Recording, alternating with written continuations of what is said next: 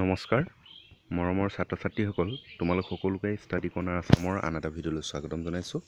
আজিৰ এই ভিডিঅ'টিত আমি ক্লাছ 8ৰ এটা কবিতা চিম্পেথি এই কবিতাটোৰ প্ৰশ্ন উত্তৰখিনি চাম। ইয়াৰ আগৰ ভিডিঅ'ত এই কবিতাটোৰ অসমীয়া বৰ্ণনা আগবঢ়োৱা হ'ল, যদিহে চোৱা নাই চাই ল'বা। তো আহা আমি আজি মূল বিষয়লৈ আগবাঢ়োঁ। Sympathy question answers. 1 নম্বৰটো দিছে read the poem and choose the correct options to complete the sentence. কবিতাটো পঢ়িবলৈ কৈছে আৰু কাৰেক্ট অপশ্যনটো চিলেক্ট কৰিবলৈ কৈছে কোনটো। এইটো আছে the poet was in deep sorrow a proud man came and help him. The poet was in deep sorrow, কবি অতিশয় দুখত আছিল। এ প্ৰাউড মেন কেম, এজন অহংকাৰী মানুহ আহিছিল তেওঁৰ ওচৰলৈ, এণ্ড হেল্প হিম আৰু সহায় কৰিছিল। কেনেকৈ সহায় কৰিছিল? 1 নম্বৰ দিছে অফাৰিং হিম কাইণ্ড ৱৰ্ডছ, মৰমৰ কিছু শব্দ কৈছিলে, দয়াশীল শব্দ কৈছিলে। নে ইগন'ৰিং হিম, অৱজ্ঞা কৰিছিল। 3 নম্বৰ গিভিং হিম গ'ল। 4 নম্বৰ গিভিং হিম প্লিজেণ্ট কোম্পানী। তো ইয়াৰে শুদ্ধটো হৈছে গিভিং হিম গ'ল। আমি গম পাইছিলোঁ কবিতাটোতে পঢ়োঁতে যে প্ৰাউড মেনজনে কবিজনক গ'ল দিছিলে, সোণ দিছিলে, গতিকে আনচাৰ হ'ব giving him gold. Next B question আছে when the poet lay in want and grief the one who help him was. আৰু যেতিয়া কবিয়ে অতি দুখত অতি অভাৱত আছিলে তেতিয়া এজন মানুহে আহি লৈ পিনি সহায় কৰিছিলে। সেই মানুহজন কোন? 1 নম্বৰ দিছে এ ৰিচ মেন, ধনী মানুহ। এ পুৱৰ মেন, এজন দুখীয়া মানুহ। এ প্ৰাউড মেন, এজন অহংকাৰী মানুহ। এ হলি মেন, এজন ধৰ্মীয় লোক নে এজন পবিত্ৰ লোক, তেনেকৈ কৈছে। গতিকে এইটো হৈছে এ পুৱৰ মেন, এজন দুখীয়া মানুহে আহি লৈ পিনি কবিক সহায় কৰিছিলে।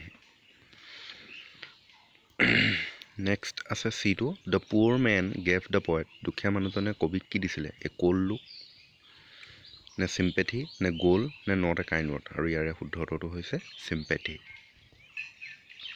ডিটো আছে when the poet sorrow past he went to the proud man and. যেতিয়া কবিৰ দুখ পাৰ হৈ গৈছিলে তেতিয়া তেখেতে প্ৰাউড মেনজনলৈ ওচৰলৈ আহিছিলে আৰু কি কৰিছিলে? Gave him back the gold, ignore him, didn't give back the gold, help him. আৰু ইয়াৰে আমি জানো যে যেতিয়া কবিৰ দুখসমূহ পাৰ হৈ গৈছিলে, আঁতৰি গৈছিলে, তেতিয়া তেখেতে সেই যিজন অহংকাৰী লোক আছিলে সেই লোকজনৰ ওচৰলৈ আহি লৈ পিনি সোণখিনি উভতাই দিছিলে। গতিকে এইটো 1 number option gave him back the gold. Question number ই আছে the poet refers to sympathy as heavenly because sympathy. কবিয়ে চিম্পেথিক হেভেনলি, স্বৰ্গৰ লগত তুলনা কৰিছে কাৰণ is a feeling of found in proud people, is found only in rich people, is an ordinary human feeling, is a blessing from God. আৰু ইয়াৰে শুদ্ধটো হৈছে is a blessing from God. চিম্পেথিটো প্ৰথম অপশ্যনত কৈ যে is a feeling found in proud people, এটা হৈছে অনুভূতি যিটো অনুভূতি কেৱল অহংকাৰী মানুহৰ মাজত পোৱা যায় বুলি কৈছে। 2 নম্বৰটো কৈছে যে এই চিম্পেথিটো ধনী মানুহৰ মাজত পোৱা যায় আৰু এইটো এটা অৰ্ডিনাৰী, এটা সাধাৰণ মানুহৰ ফিলিংছ হয় বুলি কৈছে। আৰু নেক্সটটো কৈছে এইটো ভগৱানৰ ব্লেছিং হয় বুলি কৈছে। গতিকে এইটো is a blessing from God হয়। নেক্সট কুৱেশ্যন নম্বৰ 2A আছে here are some questions to help you find out how much you have understood the poem. প্ৰশ্ন আছে, এই প্ৰশ্নৰ পৰা বুজিব পৰা যাব যে তুমি কিমান কবিতাটো ভালদৰে বুজি পাইছা। 1 নম্বৰ আছে how did the proud person help the poet. যিজন অহংকাৰী লোক আছিলে সেই ব্যক্তিজনে কবিক কেনেকৈ সহায় কৰিছিলে? When the poet was unhappy, যেতিয়া কবি দুখী আছিলে। তো ইয়াৰ আনচাৰটো হৈছে when the poet was unhappy the proud person help him by giving him gold. যেতিয়া কবি দুখত আছিলে তেতিয়া সেই প্ৰাউড পাৰ্চনে, এই অহংকাৰী লোকজনে আহি লৈ পিনি তেওঁক সহায় কৰিছিলে অলপ সোণ দি লৈ পিনি। নেক্সট কুৱেশ্যন আছে what did the poor man do when he found the poet lying in pain and sadness. যেতিয়া কবি দুখত পৰি আছিলে তেতিয়া দুখীয়া মানুহজনে আহি লৈ পিনি কি কৰিছিলে সেই বুলি কৈছে। আনচাৰ হৈছে when the poor man found the poet lying in pain and sadness he bound his head, gave him bread and also' ৱাটছ হিম ডে এণ্ড নাইট।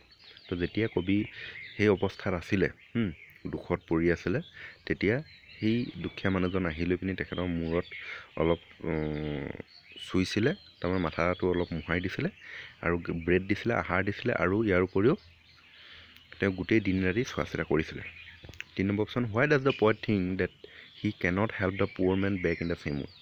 কবিয়ে কিয় কৈছিলে যে তেখেতে সেই পুৱৰ মেনজনক একেই পদ্ধতিৰে সহায় কৰিব নোৱাৰে বুলি কৈছিলে।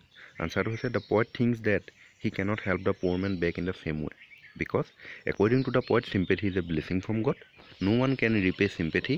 The poor man sympathized with him when he was in grief and pain.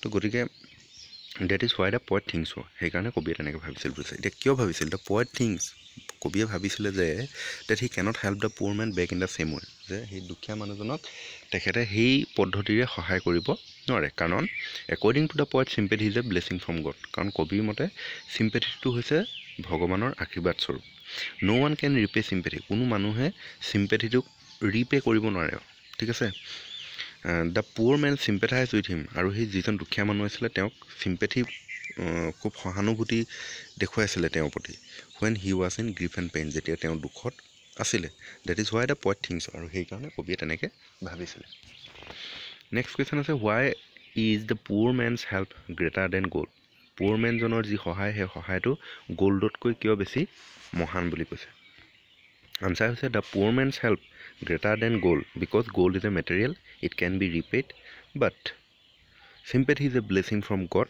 it can't be repaid the poor man sympathizes with the poet that is why the poor man's help is greater than gold ইয়াতে কৈছিল যে the poor man help greater than gold যিজন দুখীয়া মানুহজনৰ সহায়টো গোল্ডতকৈ greater বুলি কৈছে মহান কাৰণ গোল্ড ইজ এ মেটেৰিয়েল সোণটো এটা বস্তু হয় ঠিক আছে ইট ক্যান বি ৰিপেড এটো ৰিপেড কৰি পায় উদাহৰণস্বৰূপে তোমাক যদি কোনোবা সোণ এটুকুৰা দিছে আকৌ তুমি নেক্সট 10 দিনৰ পাছত হোক 20 দিন বা যেতিয়া নহওক তুমি সেই বস্তুটো ঘূৰাই দিব পাৰিবা বাট sympathy is a blessing from God it can't be repaid কিন্তু sympathyটো এনেকুৱা এটা বস্তু যিটো তুমি ৰিপেড কৰিব নোৱাৰা আকৌ ঘূৰাই দিব নোৱাৰা আজি তোমাক কোনোবা এটা দুখত সহায় কৰি sympathy খুব সহানুভূতি দেখুৱালে তুমি আকৌ সেই বস্তু তুমি কিন্তু তাক ঘূৰাই দিব নোৱাৰা যে এই সহানুভূতিখিনি মোক দিছিলি এইখিনিটো লৈ লওঁ বুলি কৈ দিব নোৱাৰা এই বস্তু তুমি বস্তু নহয় ঠিক আছে sympathyটো বস্তু নহয় যে তুমি তেনেকৈ ললা আকৌ নেক্সট এদিন দি দিবা তেনেকুৱা নহয় the poor man sympathized with the poet আৰু সেই যিজন দুখীয়া মানুহ আছিলে এই দুখীয়া মানুহজনে কবি সহানুভূতি দেখুৱাইছিলে that is why the poor man's help is greater than gold আৰু সেই কাৰণে poor manৰ